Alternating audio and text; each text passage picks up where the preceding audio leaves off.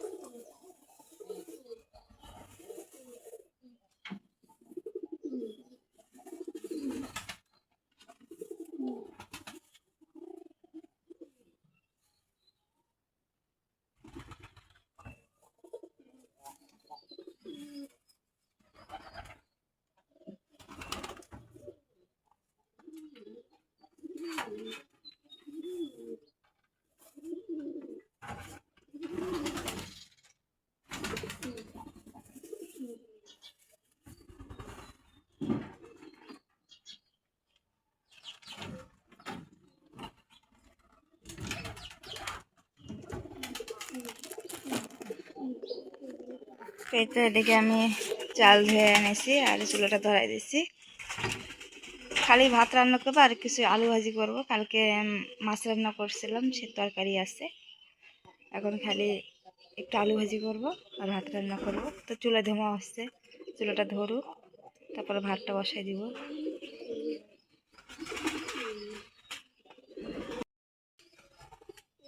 এই তো চুলাটা ধরে গেছে আর এখন ভাত বসাই দিছি। আর অল্প কিছু আমি এখন ছোট আলু কাটে নিব। ছোট কিছু আলু নিয়ে আসি, এগুলো ছোট আলু কিছু কাটে কেটে নিব, নিয়ে তেলে ভাজবো। তা আলুগুলো এখন কাটে নিই। আমি আলুগুলো ছোটো ছোটো করে গোল গোল করে কাটে নিচ্ছি। আর এখন এখানে লবণ আর হলুদ দিয়ে তেলে ভাজে নেব। এই ছোটো ছোটো আলুগুলো অনেকে ফেলে দেয়, এরকম করে ভাজি করে খাইতে কিন্তু খুবই ভালো লাগে। এর ভিতরে পরে পেঁয়াজ, তারপরে ঝাল কাটে দেবো। এখন তেলে উঠে ভাজে নিচ্ছি। এই যে আমার আলু কিন্তু তেলায় ভাজা হয়েছে। আর এখন আমি ঝাল পেঁয়াজ কাটে রাখছি, এগুলো দিয়ে দেবো।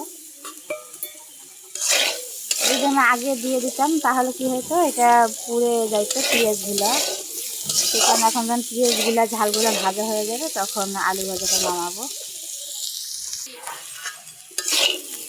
যে আলু ভাজাটা কিন্তু পুরাই হয়ে গেছে।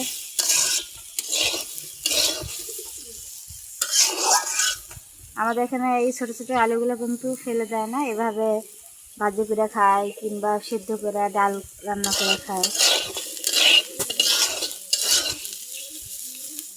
এটা আমার ভাজি হয়ে গেছে। এই তো আমার স্পেশাল আলু ভাজি হয়ে গেছে এখানে। আর এখানে কালকে ডাল রান্না করেছিলাম, ফ্রিজে রাখছিলাম, সেটা গরম করে নিলাম। আর এখানে একটু করলা ভাজি আছে। আর এদিকে হলো দেয়া মাছ কালকে রান্না করছিলাম কিন্তু খাওয়া হয় নাই, সেগুলো এখন গরম করে নিচ্ছি। এই তো আমার আজকে রান্না বাড়া এই পর্যন্ত। কি তো ভালো লাগলো অবশ্যই লাইক দেবেন, চ্যানেলটা সাবস্ক্রাইব করবেন। তো সবাই ভালো থাকেন, সুস্থ থাকেন, আল্লাহ হাফেজ।